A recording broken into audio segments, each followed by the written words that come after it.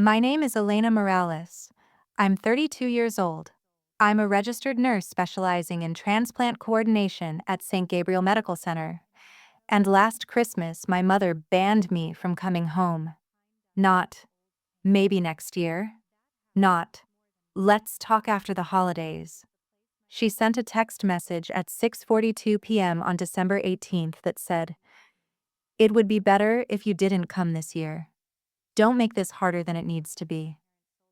I was standing in the medication room when I read it. The fluorescent lights hummed above me. My coworker Tara was laughing in the hallway about Secret Santa gifts. Someone had brought peppermint bark. The world felt normal, but my chest didn't. I read the message 3 times, then once more. I kept waiting for the follow-up text, a typo, a clarification, something that made it less final. Nothing came. My mother had banned me from Christmas. And 6 days later, the hospital called me about a transplant match that would change everything. But I'm getting ahead of myself. Let me tell you why she did it. Or at least, why she said she did. My mother, Teresa Morales, is the kind of woman who never raises her voice in public. She smiles with tight lips. She volunteers at church. She sends handwritten thank you cards. And she knows how to erase you without looking cruel.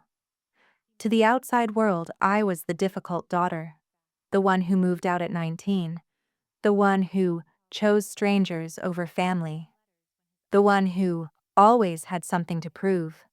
That's her version. The truth is more complicated. 3 weeks before that text, I found out something about my younger brother Daniel. Something that explained years of quiet tension. Something that I confronted her about. And she didn't like that. But before that confrontation, before the text, before Christmas, there was a dinner. November 26th, Sunday night. My parents' house smelled like cinnamon and lemon cleaner. My mother sets her dining table like she's hosting royalty. Folded napkins, matching plates, candles that are never actually lit. Daniel was late, as usual. He's 29. Charming, unstable, always between opportunities. My mother calls him creative. I call him exhausting. He breezed in 20 minutes late wearing that half smirk he's perfected. Kissed Mom on the cheek. Ignored me entirely. I noticed the way she looked at him. Soft, protective. Then she looked at me. Measured. Dinner started normal. Small talk. Church updates. My dad mostly silent, nodding at the right times. Then Daniel said it. "I'm thinking about applying for a business loan." My fork paused midair. "For what business?" I asked. He didn't answer. He looked at Mom. And that's when I knew. She cleared her throat. "Elena, there are things you don't understand about supporting family." My stomach tightened. "What things?"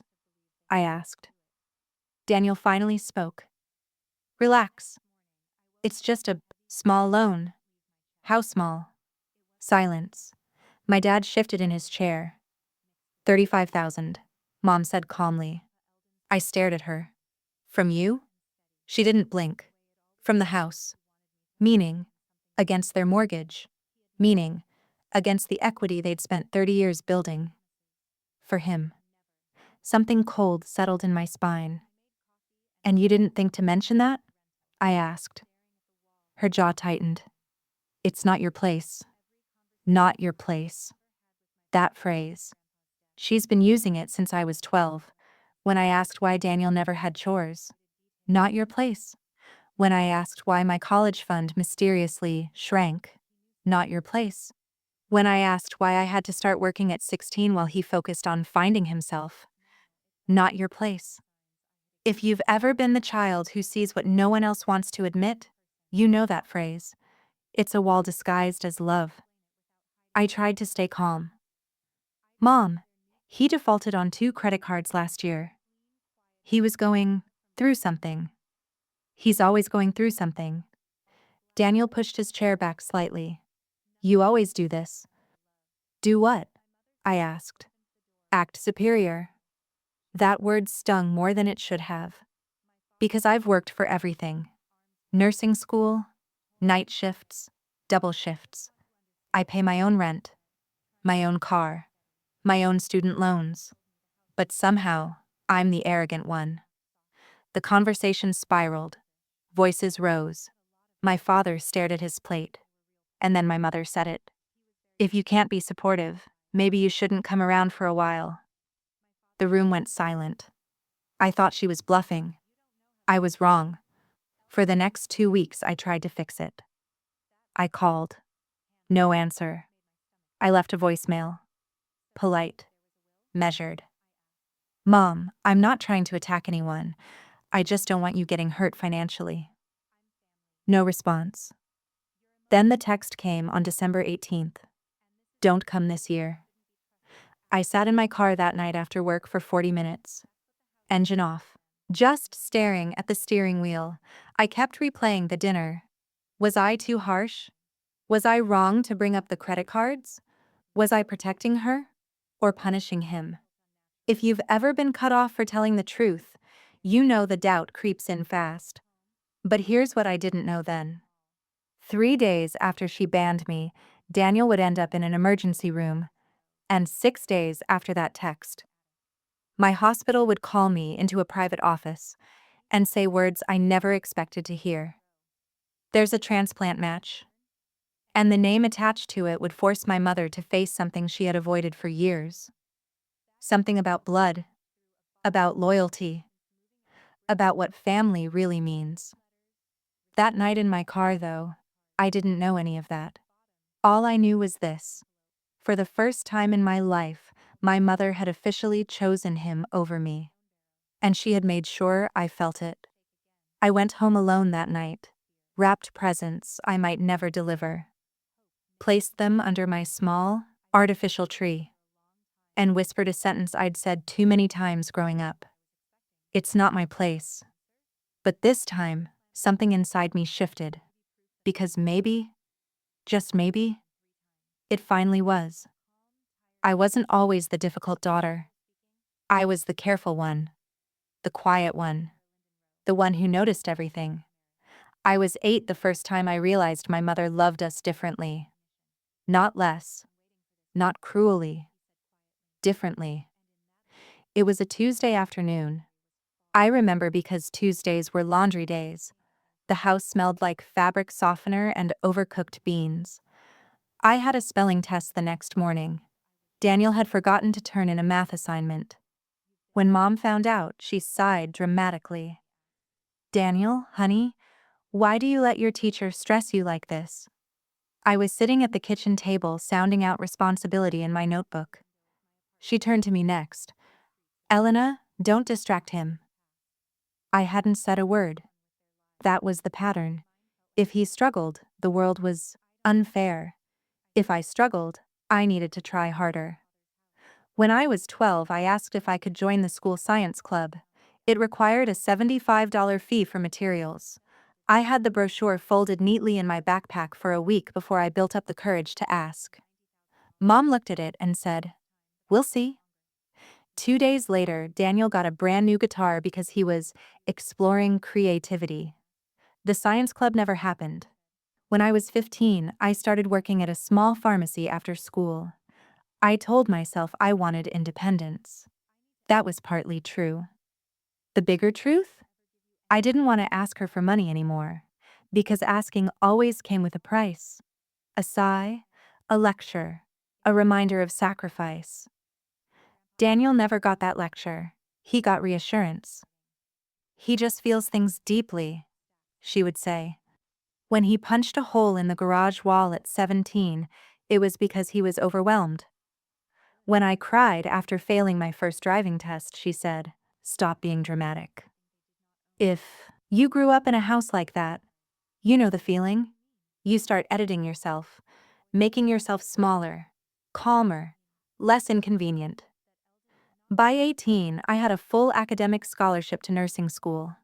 Mom cried when Daniel got accepted to a private arts college 2 years later. She didn't cry when I left. She stood in the driveway, arms crossed, and said, "Don't forget where you came from." I didn't. That was the problem. College gave me something I didn't realize I needed: distance. The first time I made a decision without waiting for her approval, I felt physically lighter. I cut my hair short, switched my major emphasis to critical care, stayed on campus during holidays to work extra shifts. When I came home that first Christmas at 19, Daniel had dropped out. College wasn't aligned with his spirit, Mom explained. He was sleeping until noon, borrowing money, talking about starting a podcast. I remember standing in the kitchen watching her hand him cash from her wallet. No questions asked. Later that night, she knocked on my bedroom door. "You should try to be more encouraging," she told me. "About what?" "Your brother feels judged around you." I laughed. I couldn't help it. "I barely speak." "That's the problem," she said quietly. That was the first time I understood something important. Silence in our house was considered rebellion, because silence meant I wasn't praising him. My father, he wasn't cruel. He wasn't warm either. He existed in the space between conflict and avoidance. He worked construction. Long hours. Calloused hands. When Mom spoke, he listened. When Daniel struggled, he retreated. Sometimes I caught him looking at me like he knew something wasn't balanced. But he never interfered. And over time, I stopped expecting him to. By 24, I was a registered nurse working night shifts. Daniel had tried 3 different ventures. None lasted more than 6 months. Each time he failed, my mother cushioned him. Each time I succeeded, she reminded me not to be proud. That word, proud, was dangerous in our house. Pride meant separation. Pride meant I didn't need them. And needing them was the one thing she could control. There's one memory that still sits heavy in my chest. I was 27. Daniel had just totaled his car. No one was hurt, but insurance wouldn't cover everything. He'd been speeding. We were at the kitchen table again. Same table, same careful napkins. "I need help," he said. Mom didn't hesitate. "We'll figure it out." I asked a simple question. "How much?" She glared at me like I'd insulted her. "It's family." 3 weeks later, I found out she'd dipped into the savings account my grandmother left for emergencies. That account was supposed to be their security. When I gently brought it up, she said something I've never forgotten. "Your brother needs stability. You'll be fine. You always are. You'll be fine." If you've ever been labeled the strong one, you know what that really means. It means no one checks if you are. By the time we reached that November dinner, the one before she banned me from Christmas, years of small imbalances had built into something heavier. I wasn't angry about the money. Not really. I was angry about the pattern, the rewriting of reality, the way she framed every concern I raised as cruelty. And here's the part that complicates everything. I still loved her, even when she made it clear love came with conditions. That's the psychological trap, isn't it? You spend your life trying to earn something that should have been steady from the beginning. Tell me, have you ever kept proving yourself to someone who already decided who you are? Because that's where I was. Still trying, still explaining, still hoping. And then, 2 weeks before Christmas, something happened that shifted the ground under all of us. Daniel didn't answer his phone for 12 hours. Mom called me at 2:17 a.m., crying. "Something's wrong," she said. I was already putting my shoes on. That night would lead to an emergency room, to lab results, to a diagnosis none of us saw coming, and to a secret my mother had been carrying since before I was born. But I didn't know that yet. All I knew was this. For the first time in our lives, Daniel wasn't the one being protected. He was the one who was vulnerable. And my mother's fear? It was different. Raw. Uncontrolled. like she knew something the rest of us didn't, and I was about to find out what that was. Daniel was sitting upright in ER bed 7 when I got there. He looked smaller. Not physically. Just deflated. The fluorescent lights made his skin look gray. His lips were dry. An IV line ran from his arm to a bag of fluids that dripped too slowly for my liking. Mom was in the corner chair, clutching her purse like it might disappear. When she saw me, relief washed over her face. Then something else. Something guarded. He collapsed at Jacob's apartment, she said quickly. Dizzy. Weak. He couldn't catch his breath. I moved into nurse mode automatically, checked his chart on the tablet. Severe fatigue. Bruising. Abnormal labs flagged in red. My stomach dropped. White blood cell count critically low. Platelets dangerously unstable. They were running more tests. Daniel tried to joke when he saw me. Guess I finally found a way to get your attention. I didn't smile, because I knew what those numbers meant, and I knew what the attending physician was about to say. 2 hours later, we were in a private consult room. Dr. Harris closed the door gently. He spoke calmly, clinically. There are strong indicators of acute leukemia. The word hung in the air. Mom shook her head immediately. No, he's just exhausted. He's been stressed.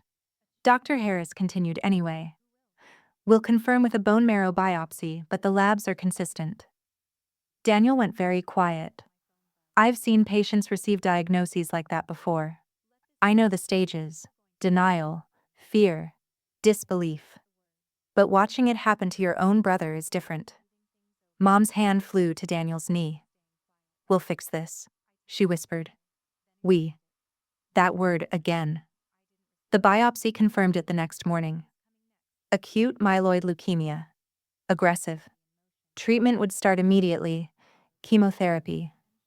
Possible transplant if remission wasn't achieved. Mom didn't sleep that night.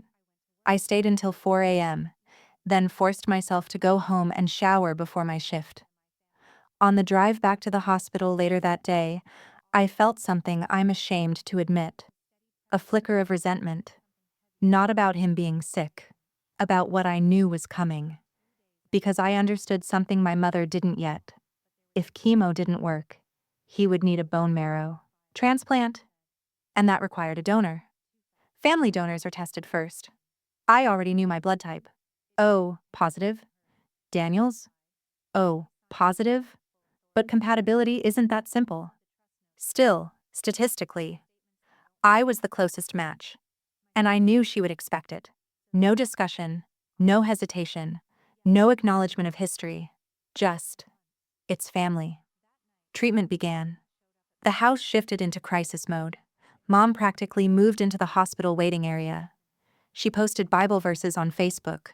Friends from church delivered casseroles. And me? I balanced 12-hour shifts with sitting beside his bed. Daniel didn't deserve cancer. That's the truth. He didn't deserve the nausea, the hair loss, the way his hands shook after chemo. But something else started happening. Mom began rewriting history in real time. One afternoon, while Daniel slept, she said quietly, "You've always been strong.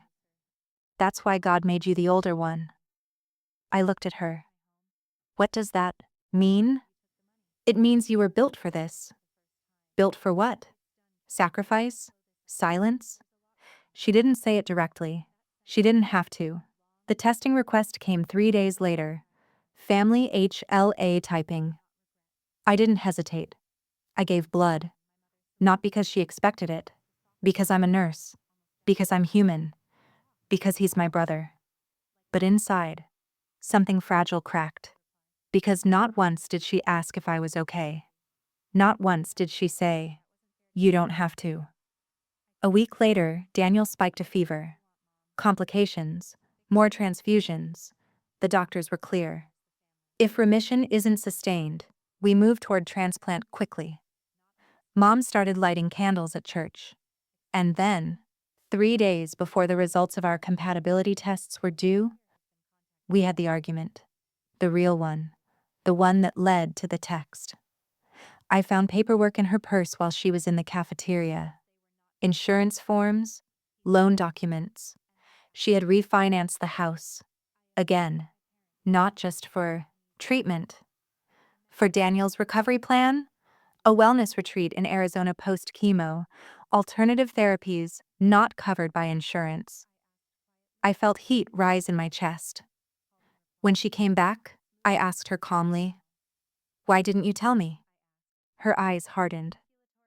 "It's none of your business." "It is when you're risking everything." She leaned forward. "You don't understand unconditional love." That sentence hit harder than the diagnosis. "I understand responsibility," I said. She stood up. "If you can't support your brother without judgment, maybe you should step back." There it was again. Step back. From what? Reality? From pointing out that she was drowning financially? From being the only one asking questions? I didn't yell. I didn't accuse. I just said, "You've spent your entire life protecting him from consequences." She went very still. "And you've spent your entire life resenting him." That wasn't true. But it was believable enough to hurt. Daniel heard part of it from the hallway. And that was the night she decided I wasn't welcome for Christmas. Because in her mind, I had chosen criticism over loyalty. She never said it directly. She didn't need to. The transplant test results were due December 23rd. I worked a double shift on the 22nd to keep busy. At 5:12 p.m. on December 23rd, I was called into my supervisor's office. My hands were shaking before I even sat down. Dr. Patel looked at me carefully. "Elena, we have the compatibility results." I nodded. I already knew. Or at least, I thought I did. "You are not a match." The room tilted slightly. "What?" I asked. "You're not compatible." That didn't make sense. Statistically, I should have been. Unless something was different. Something biological. Something no one had ever told me. Dr. Patel continued gently. "There's something else. The registry flagged a potential partial match from a donor who shares a unique genetic marker." My heart was pounding now.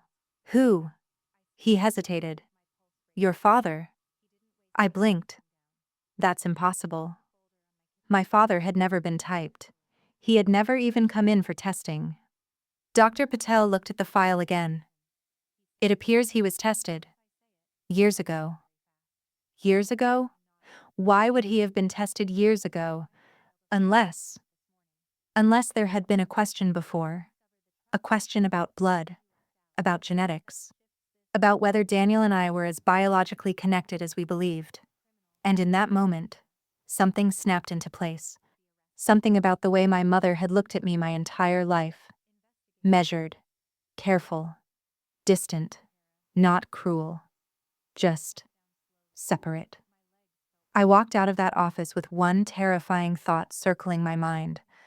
What if the reason I wasn't a match was because we weren't fully siblings? And what if my mother had always known? I didn't confront her right away. That's the part people don't understand when they hear stories like this. They think there's a dramatic explosion, a shouting match, accusations thrown like knives. That's not how it happened. I went quiet, quieter than I'd ever been, because the possibility that Daniel and I weren't fully biological siblings didn't just threaten him, it threatened my entire identity. I drove home from the hospital on December 23rd with Christmas lights blinking in every window I passed. Red, green, gold. Families inside those houses were probably arguing about small things. Burnt cookies, late gifts, who forgot the cranberry sauce. Normal problems. I sat at a red light and stared at my reflection in the rearview mirror. Brown eyes. Same as Mom. Dark hair. Same as Dad. I had built my whole understanding of belonging on those similarities. And suddenly, I wasn't sure what was real. I didn't go to my parents' house on Christmas Eve. I respected the ban. I stayed in my apartment. Heated leftover soup. Turned off my phone. But at 9:17 p.m., it rang anyway. It was the hospital. Daniel had taken a turn. Severe reaction to treatment. They were stabilizing him. I didn't hesitate. I grabbed my coat. When I arrived, Mom was in the hallway, pacing. Her mascara was smudged for the first time in my life. She looked at me like she hadn't told me to stay away 6 days earlier. "Elena," she breathed, relief flooding her voice. "Not. You shouldn't be here. Not. We asked for space. Just Elena." I stepped closer. "What happened?" She explained in fragments. "Fever spike, blood pressure drop, ICU transfer." I listened. Calm, professional. But underneath it all, a new awareness pulsed. She needed me now. Not as a daughter, as a resource. That thought made something ache. If you've ever been valued more for what you provide than who you are, you know that ache. Daniel stabilized by morning. While Mom finally dozed off in the waiting chair, I stepped into the corridor and called Dr. Patel. "I need clarification on the HLA results," I said. He hesitated. "That may be a conversation for your family." "I am family." A pause. "Your markers are inconsistent with a full biological sibling match," he said carefully. "That doesn't automatically mean anything, but combined with the archived paternal test—" "Archived?" I interrupted. "Yes. Your father was typed 15 years ago." 15 years. That would have made me 17. Why would my father have been typed when no one was sick? Unless there had been another reason to question genetics. I hung up and leaned against the hospital wall. "It's not my place." That phrase echoed again. Except this time, it was. This was my blood, my biology, my truth. I tried to speak to my father that afternoon. He was in the cafeteria, stirring black coffee he wasn't drinking. "Dad," I said quietly, "were you tested as a donor years ago?" His hand froze. For a split second, something flashed across his face. Guilt. Then it disappeared. "Your mother handles medical things," he muttered. That wasn't an answer. "Dad." He wouldn't meet my eyes, and that silence confirmed more than any confession could have. The next 2 days were a blur of tension. Mom avoided being alone with me. When I asked directly, "Is there something you need to tell me?" she responded with icy calm. "This isn't the time for drama." Drama. That word again. Whenever I asked for truth, it became drama. I sent her a message that night. "We need to talk about the test results." She read it. No reply. The next morning, I found out she had blocked my number. Blocked. I stared at the screen for a long time. Banned from Christmas. Blocked from conversation. Erased again. But this time, the stakes weren't emotional preference. They were biological. I went home that night and opened a file. Cabinet I hadn't touched in years. Birth certificate, social security card, old medical records. I searched for inconsistencies, dates, signatures, anything. Nothing obvious, which somehow made it worse. Because secrets hidden well are usually intentional. Work became my anchor. I threw myself into transplant coordination. Long shifts, paperwork, calls to national registries. I watched families beg for matches. I watched siblings cry in hallways. And every time, that phrase came back. It's family. But what does that mean when truth is withheld, when information is controlled, when love is conditional? I stopped waiting for her to explain. I started preparing to ask harder questions, not screaming, not accusing, just steady. Because if Daniel needed a transplant and I wasn't a match, we had limited time. And if there was a genetic truth being hidden, it could affect donor eligibility. This wasn't about ego anymore. It was about survival. Con. December 28th, I received a private message through the hospital portal. From an unfamiliar email address. Subject line: "You deserve the truth." My pulse spiked. Inside was a single sentence: "Ask your mother about 1993. And ask why your father was tested before you left for college." No name. No explanation. Just that. 1993 was the year I was born. I stared at the screen for a long time. Who would send that? A hospital employee? Unlikely. Confidentiality is strict. Someone from church? Impossible. Someone who knew. Someone who had been there. The ground under my life shifted again. And for the first time, I didn't feel fragile. I felt focused. Because whatever this secret was, it had shaped my entire relationship with my mother. And if you've ever spent decades trying to earn love from someone who was hiding something, you know the moment you stop chasing and start investigating.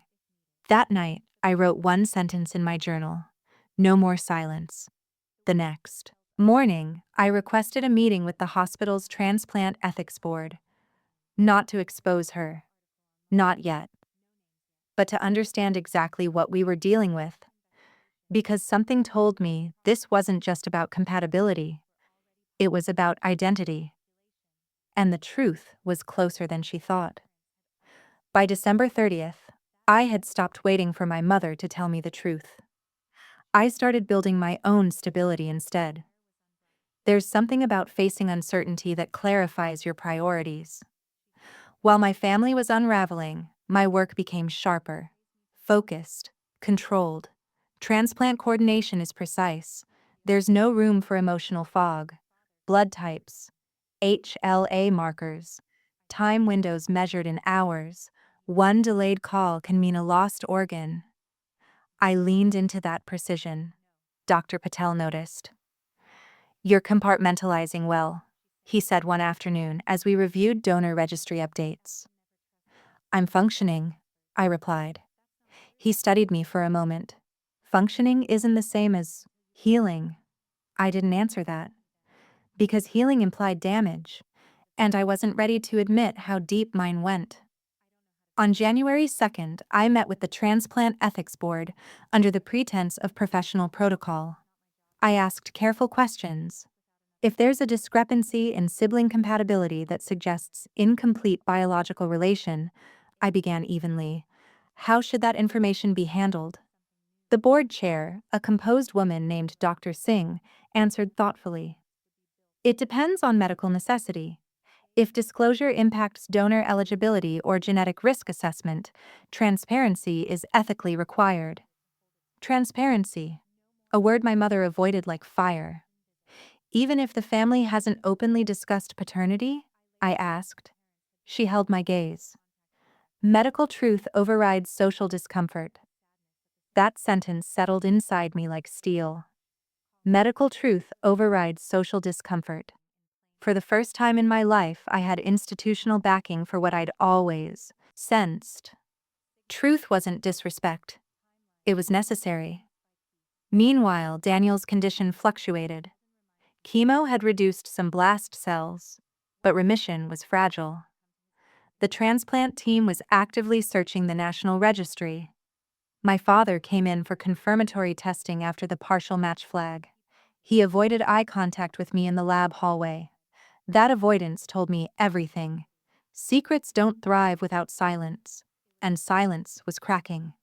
At work, I was offered something unexpected.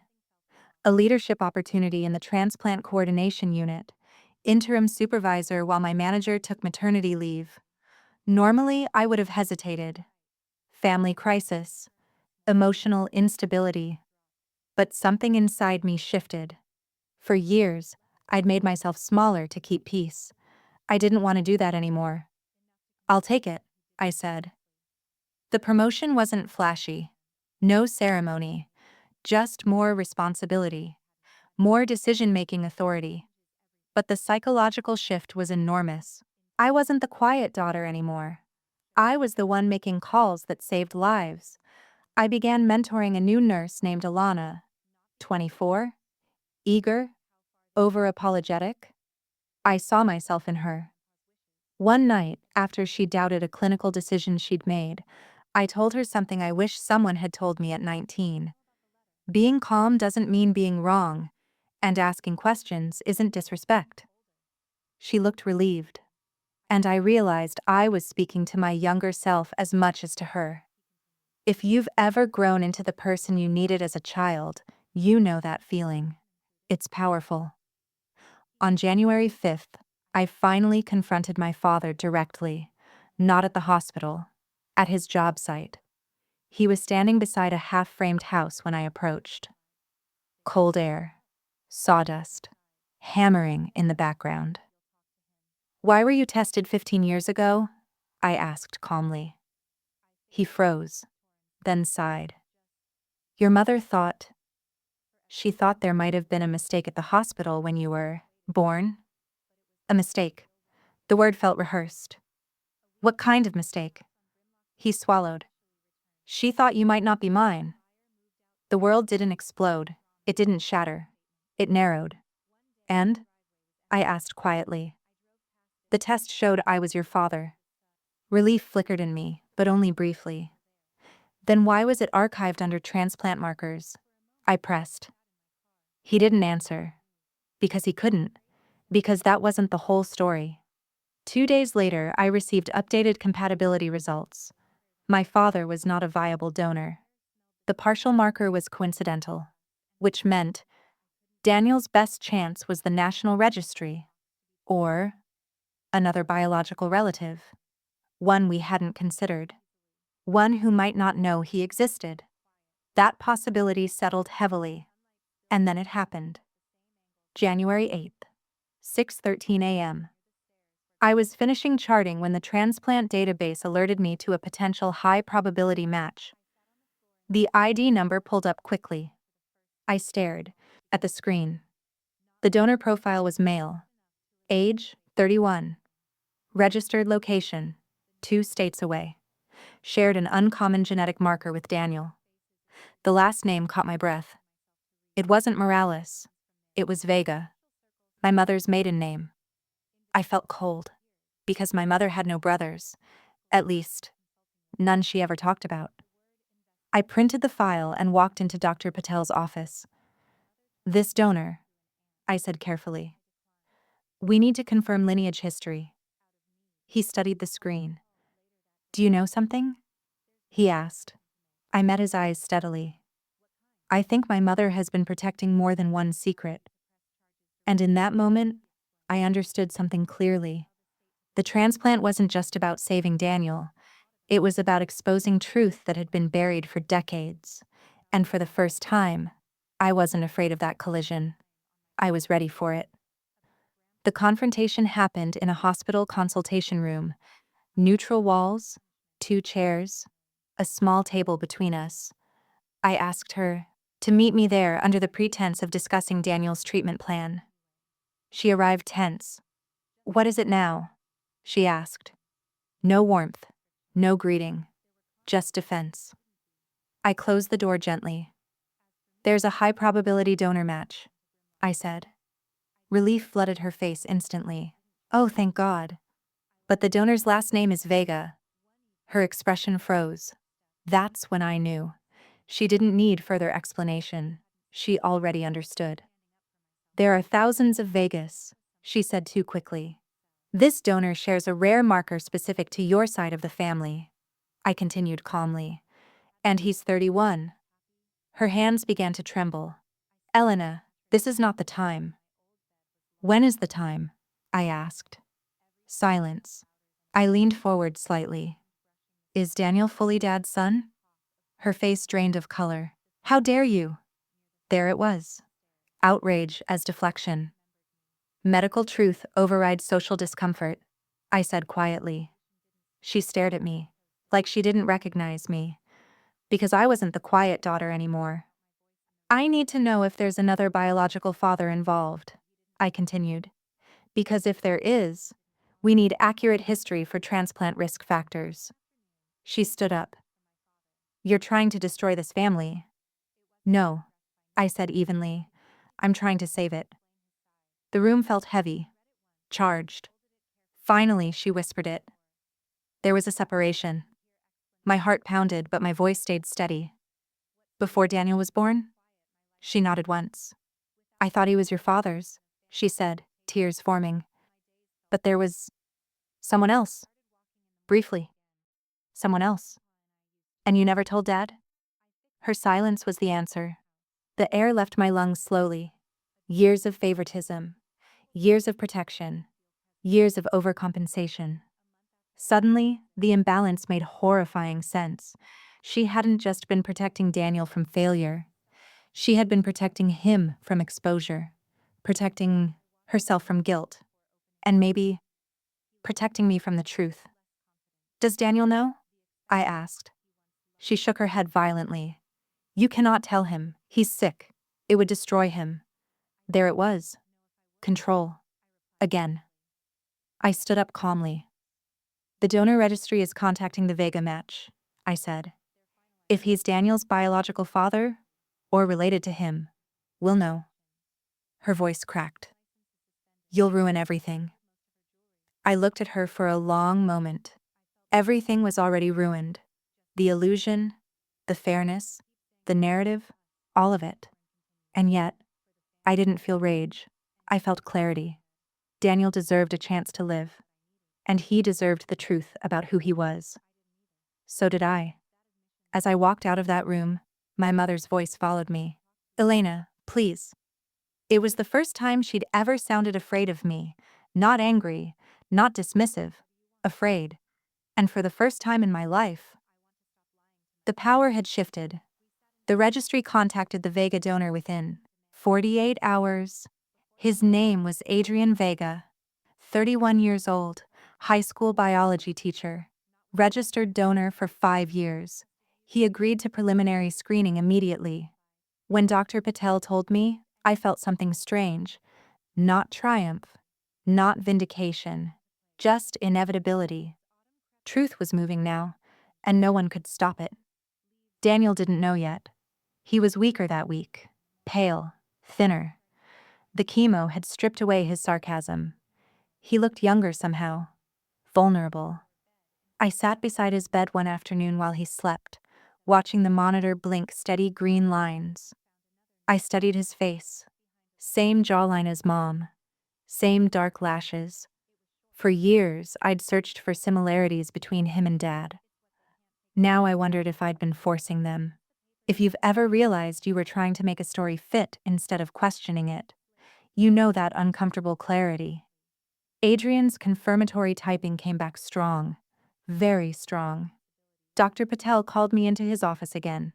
This is more than coincidence, he said. The compatibility suggests direct biological relation. My heart pounded, but my voice stayed level. Parent? He nodded slowly. Highly likely. The room felt still. There it was. Medical truth overriding social discomfort. I asked the only question that mattered now. Does Daniel need to know before we proceed? Dr. Patel didn't hesitate. Yes. Telling Daniel wasn't explosive. It wasn't dramatic. It was quiet. Mom was there. Dad was there too. For once, he looked smaller than she did. I stood near the window, hands clasped. Dr. Patel explained clinically. There is a high probability donor match. The genetic markers suggest paternal linkage outside of Mr. Morales. Daniel frowned. I don't understand. Mom's breathing became uneven, and then I said it. There's a possibility Dad isn't your biological father. Silence. Heavy. Absolute. Daniel looked at Mom. She broke. Not theatrically. Just collapsed inward. There was a separation, she whispered. Before you were born. I didn't know. I thought. She couldn't finish. Daniel stared at her like she'd spoken another language. You lied? He asked softly. For 30 years? Dad stood abruptly and walked out. No shouting, no accusations, just the sound of the door closing. I felt something shift in the room. For the first time in our lives. Daniel wasn't shielded. He wasn't the protected one. He was simply a man facing truth. He looked at me next. Did you know? No, I said honestly. I suspected something was off when I wasn't a match. His eyes filled, not with anger at me, with confusion, with betrayal. If you've ever had your entire identity shaken in one sentence, you know that look. Mom tried to regain control quickly. We don't have to tell anyone else, she said urgently. We can proceed with the transplant. Quietly. Quietly. Like the last 3 decades. But Daniel surprised me. No, he said weakly. I want to meet him. Mom froze. This isn't necessary. It's my blood, he said. My life. There it was. Ownership.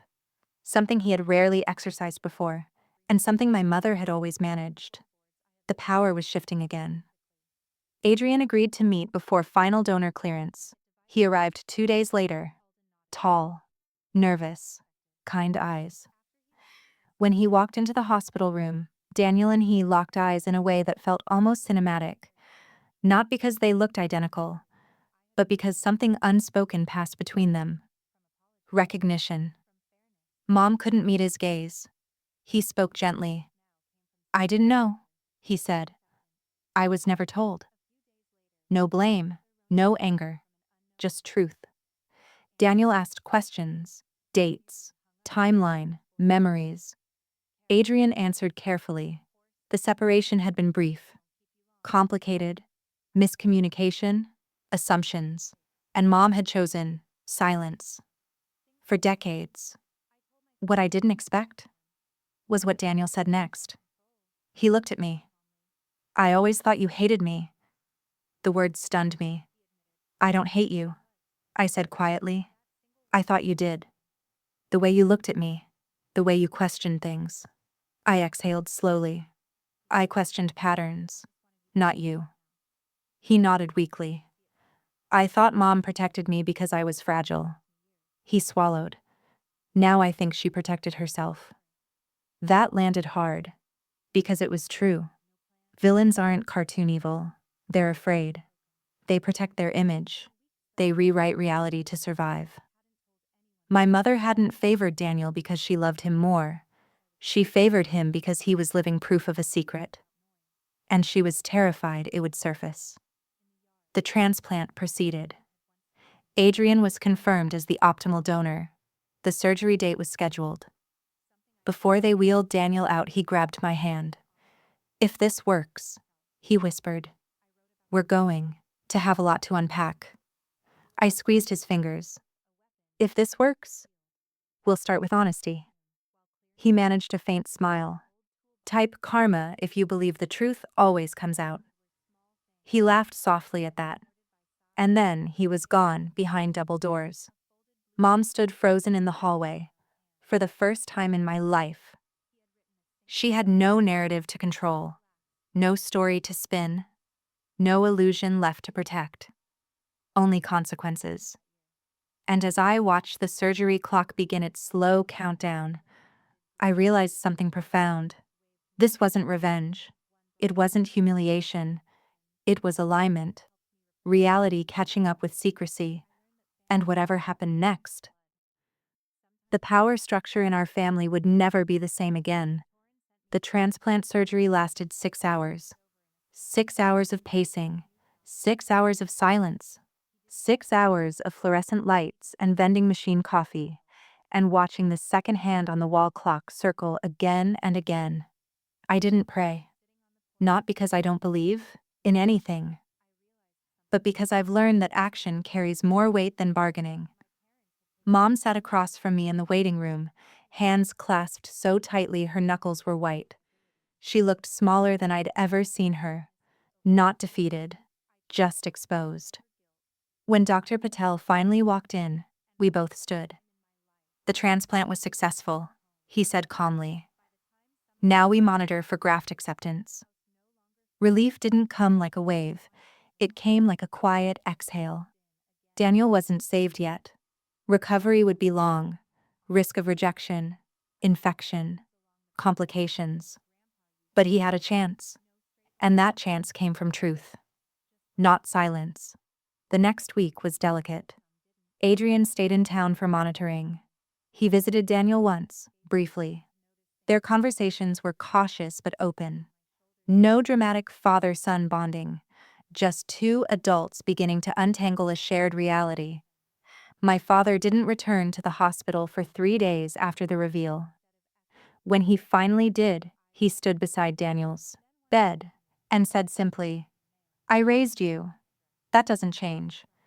Daniel nodded, tears in his eyes, and in that moment I realized something important. Biology explains.